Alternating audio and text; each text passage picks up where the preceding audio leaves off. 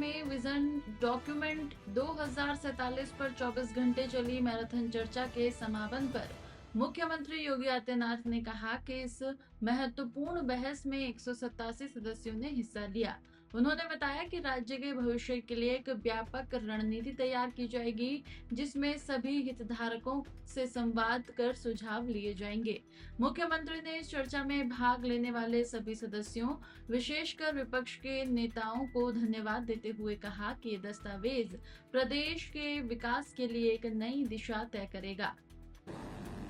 मैं सबसे पहले आपका हृदय से धन्यवाद करता हूं कि आपने इस महत्वपूर्ण चर्चा को देश की सबसे बड़ी आबादी के राज्य में, सबसे बड़ी असेंबली में इस चर्चा को यहां पर संकल्प पत्र के रूप में रखने के लिए इस सदन को तैयार किया। मैं आभारी हूं उन सभी माननीय सदस्यों का, सत्ता पक्ष के भी और विरोधी पक्ष के भी, जिन्होंने इस पूरी चर्चा में भाग लिया। लगभग 187 माननीय सदस्यों ने नेता विरोधी दल समेत सभी माननीय सदस्यों का मैं हृदय से धन्यवाद करता हूं कि उन्होंने बहुत रुचिपूर्ण तरीके से इस पूरी चर्चा की गंभीरता के साथ साथ इसे रोचक भी बनाया और सचमुच लोकतंत्र का मंच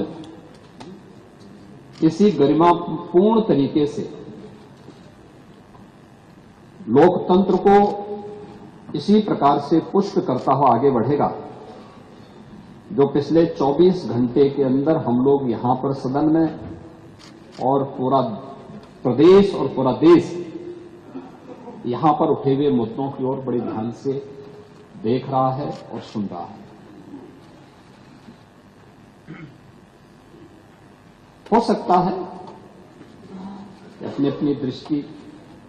और अपने अपने दृष्टिकोण की बात होती है, लेकिन 187 माननीय सदस्यों का, और मैं मानता हूं कि ज्यादातर माननीय सदस्य इस पूरी चर्चा में अपने अभिभाषण को और अपने विजन को रखना चाहते थे, लेकिन समय की सीमित संभावनाओं पर, चूंकि चर्चा को हमें आगे बढ़ाना था, अभी हमें इससे संबंधित जो व्यापक रणनीति आगे बनानी है और समाज से जुड़े हुए सभी स्टेक होल्डर्स के पास हम जाएंगे, उन सब से चर्चा पर चर्चा करने के बाद एक विस्तृत चर्चा के लिए और अलग अलग सेक्टर वाइज जिन मुद्दों पर आज हम चर्चा करने जा रहे हैं,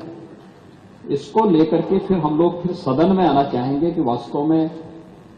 ये कल्पना से परे है कि सदस्य रुचि लें और इस महत्वपूर्ण चर्चा में भाग लें, लेकिन ये उन लोगों की आंखों को खोलने वाला है जो विधायिका पर और सदस्यों के आचरण पर उंगली उठाते हैं कि नहीं, प्रदेश के लिए या देश के लिए जब भी आवश्यकता पड़ेगी हम सभी अपना योगदान देंगे। इस चर्चा ने पिछले 24 घंटे के अंदर ये साबित किया है, इसलिए मैं भाग लेने वाले और इसमें श्रोता के रूप में भी बने हुए सभी माननीय सदस्यों का और विशेष रूप से नेता विरोधी दल का हृदय से धन्यवाद करता हूं। महोदय, उत्तर प्रदेश की जब हम बात करते हैं तो उत्तर प्रदेश केवल देश की एक सबसे बड़ी आबादी का राज्य ही नहीं है, यह भारत की आध्यात्मिक और सांस्कृतिक विरासत का प्रतिनिधित्व करने वाली देश की एक प्रकार की ऊर्जा का केंद्र बिंदु भी है।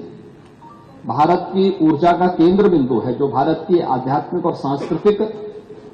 नेतृत्व को अपने यहां से प्राचीन काल से देता रहा है।